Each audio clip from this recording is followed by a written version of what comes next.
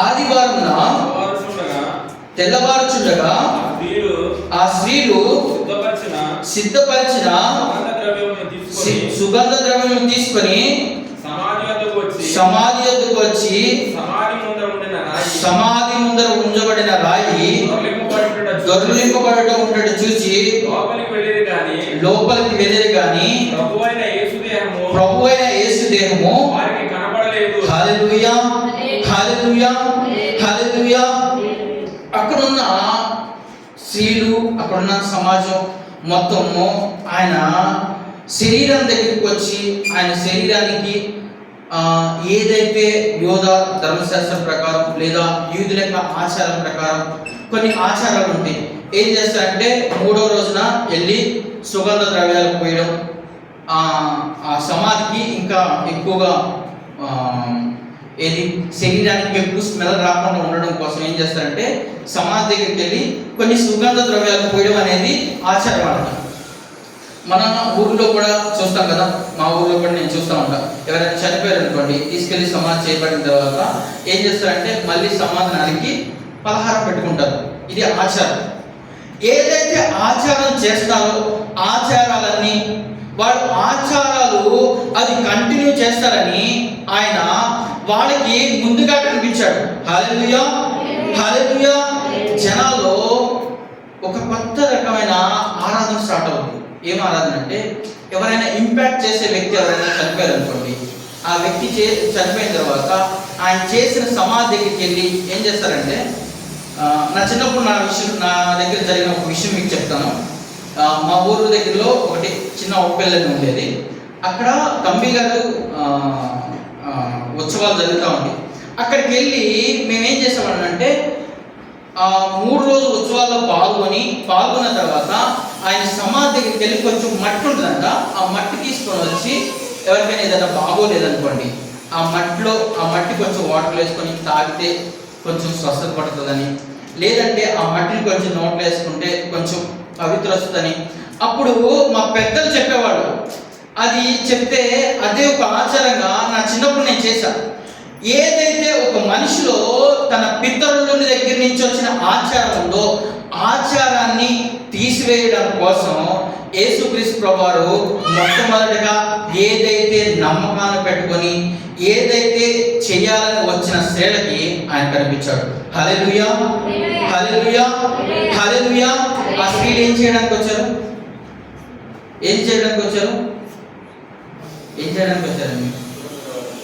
సుగంధ ద్రవ్యాలు తీసుకొని వచ్చి ఆయనకి సమాధిలో ఉన్న యేసుక్రీస్తు ప్రభువారికి పూయడానికి వచ్చారు.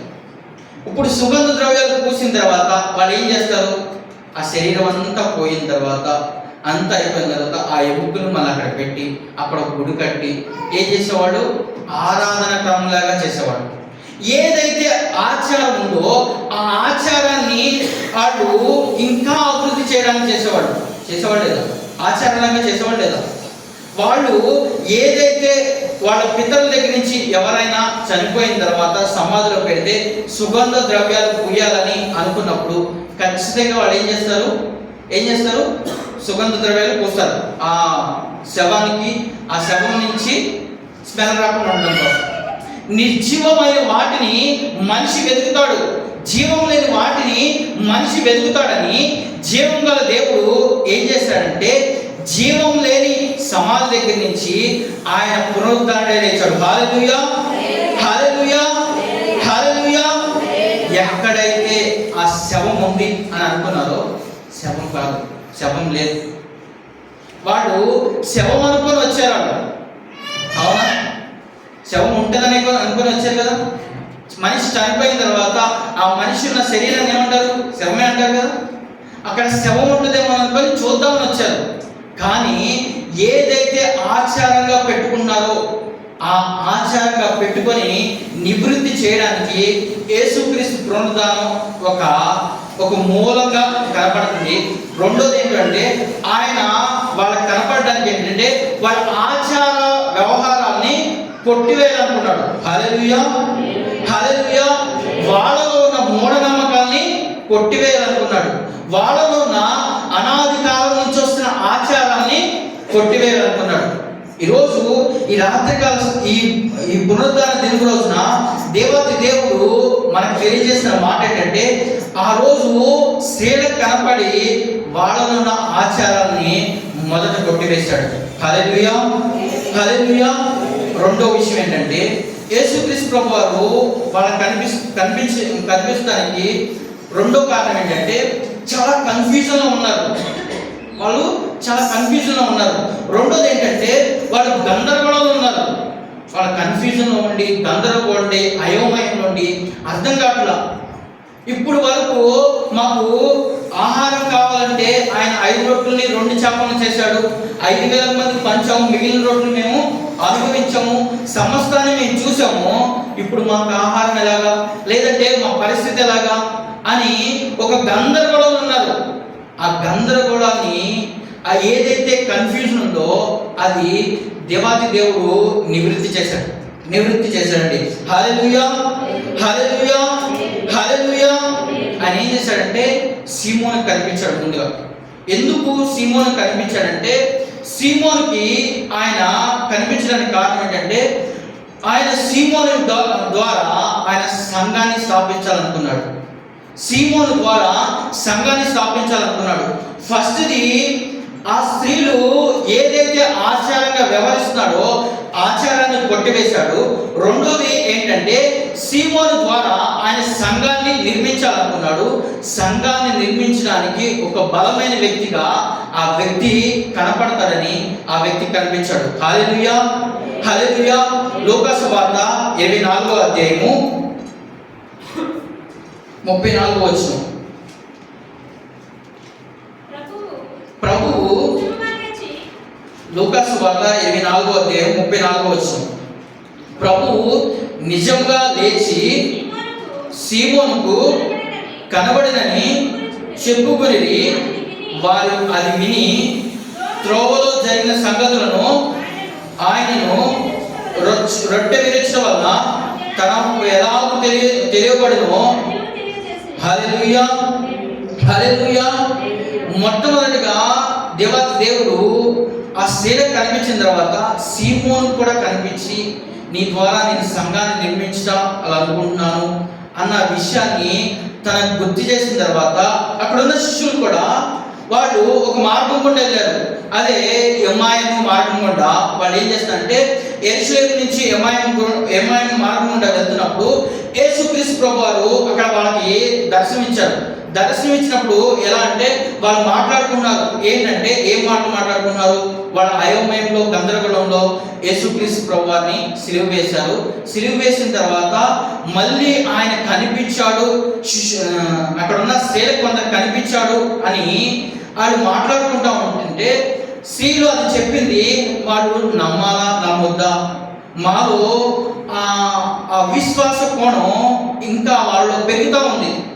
అవునా కదా? ఎవరైనా కొన్ని అసాధ్యం కాని విషయాలు చెప్తారనుకోండి, వాళ్ళు గబ్బు నమ్మగలుగుతారా?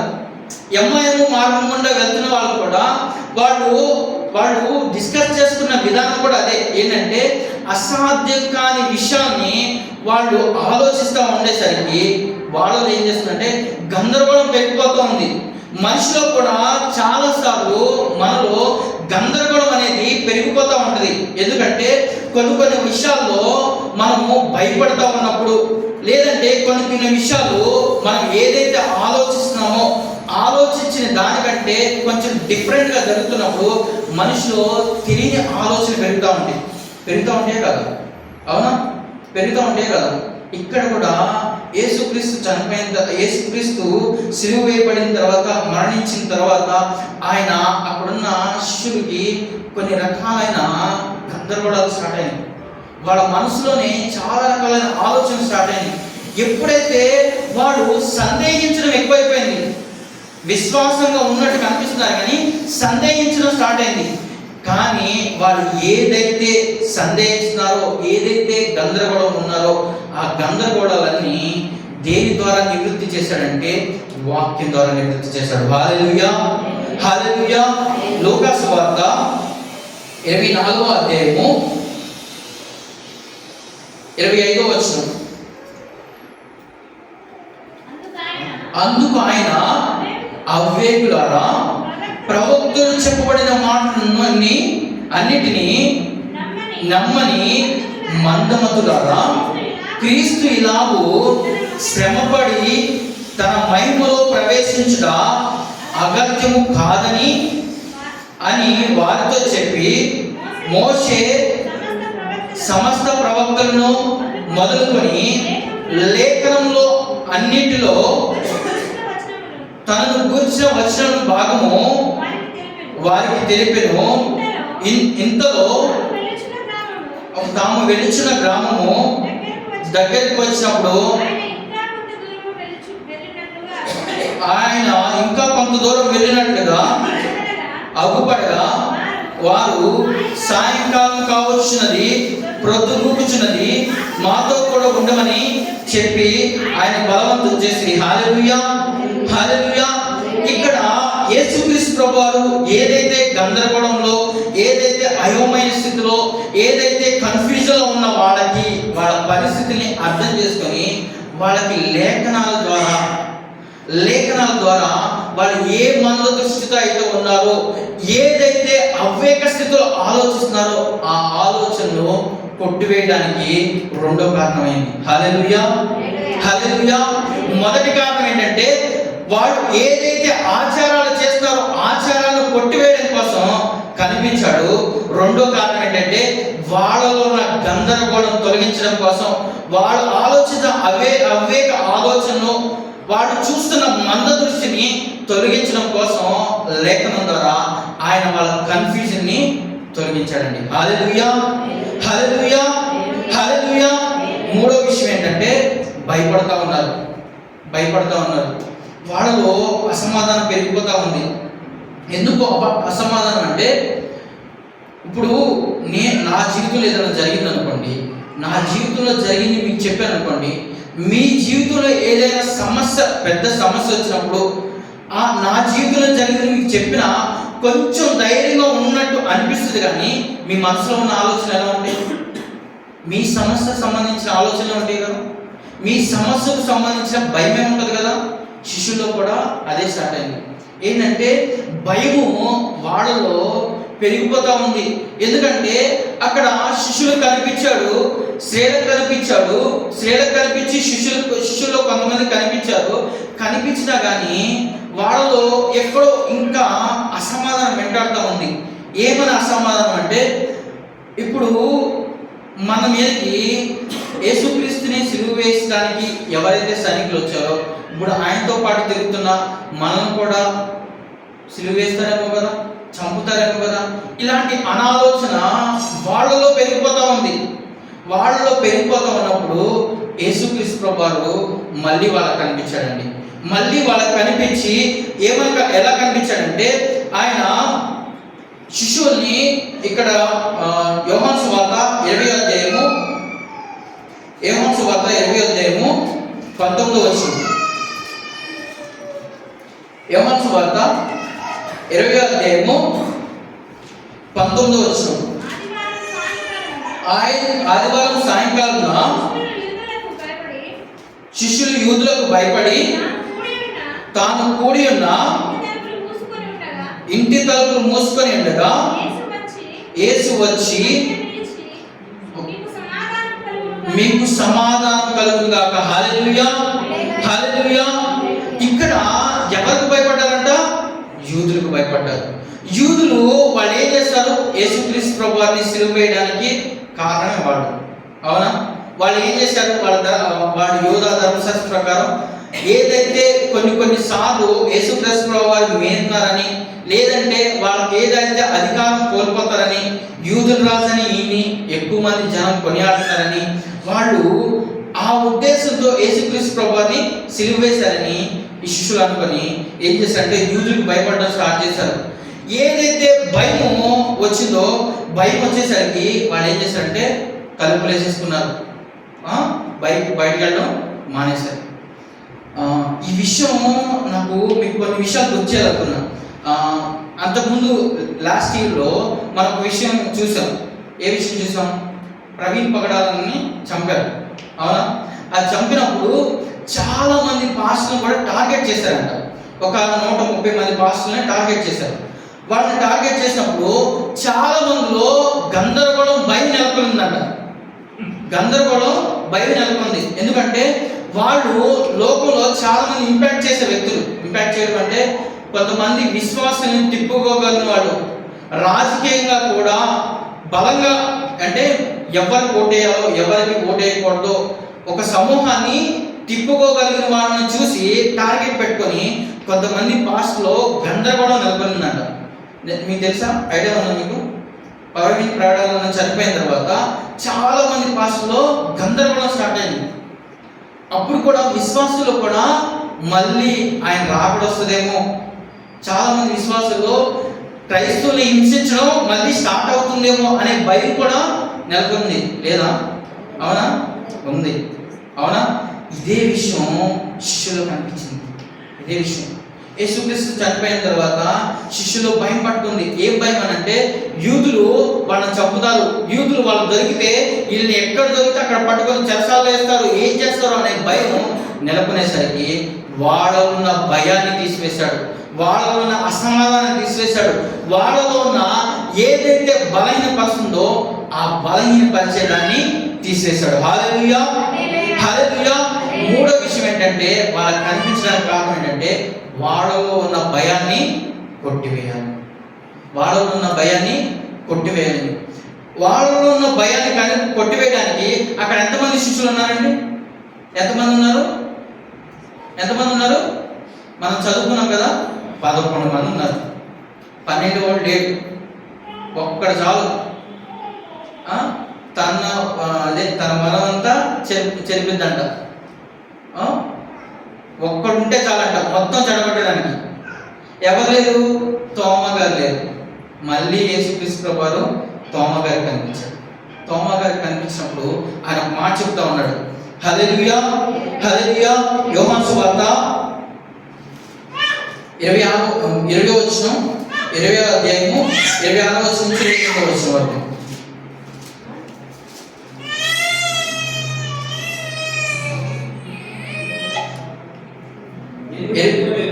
తర్వాత 29 చదువుకున్నాం. యేసు, నీవు నన్ను చూసి నమ్మితివి, చూడక నమ్మిన వారు ధన్యులు. హల్లెలూయా, హల్లెలూయా. అక్కడ దానికంటే పైన ఏం జరిగింది? తోమ గారు చెప్పేదాన్ని అబద్ధాలు అన్నాడు కదా. 20వ వచనం ఒకసారి చదువుకున్నాం. 8 దినములైన తర్వాత ఆయన శిష్యులు మరలా లోపల ఉన్నప్పుడు తోమ వారితో కూడా ఉండెను. తలుపులు మూయబడగా ఉండగా యేసు వచ్చి మధ్యన నిలిచి మీకు సమాధానం కలుగును గాక అనెను. తర్వాత తోమను చూచి, నీ వేలు ఇటు చాచి నా చేతులు చూడుము, నీ చేయి చాచి నా ప్రక్కలో ఉంచి అవిశ్వాసివి కాక విశ్వాసమై ఉండు. మనం హల్లెలూయా, హల్లెలూయా. ఆయన ఏమన్నాడు? తోమ గారి ఉద్దేశం ఏంటి? అసలు నిజంగానే యేసుక్రీస్తు ప్రభువారు తిరిగి లేచాడు.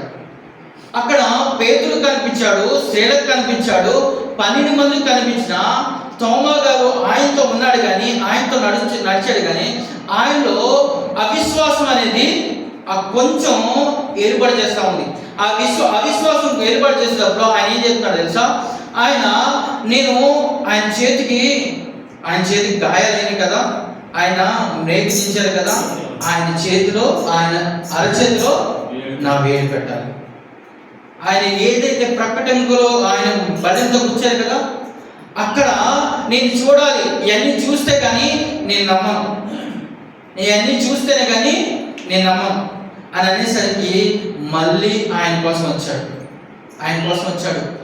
భయపడుతున్న వ్యక్తులు భయం నుంచి ఎక్కడికి వెళ్ళారంటే అవిశ్వాసంలోకి వెళ్ళారు. అవిశ్వాసం నుంచి వాళ్ళు ఎక్కడికి నడిపించబడుతున్నారంటే ఇంకా అసమర్థమైన స్థితిలోకి వెళ్ళిపోతున్నారు. అవునా? అసమర్థమైన స్థితిలోకి వెళ్ళిపోతున్నారు, చాతకాంతనంలోకి వెళ్ళిపోతున్నారు. ఒక వ్యక్తి ఏం చేస్తాడంటే వాళ్ళని ఇంకా నేను నిజంగానే యేసుక్రీస్తు లేచాడు అనుకోండి, నాకు ఇలా కనపడాలి, నాకు ఇలా ఉండాలి అని అనుకున్నాడు. కనిపించాడు. కనిపించిన తర్వాత అక్కడ అన్నమాట ఆయన ఏమన్నంటే అవిశ్వాసమై ఉండక విశ్వాసం గలవాడు. చూసి నమ్మిన దానికంటే చూడక నమ్మిన వారు ధన్యులు. ఇప్పుడు ఎవరండి ధన్యులు? ఎవరి ధన్యులు? ఎవరి ధన్యులు? మనమే.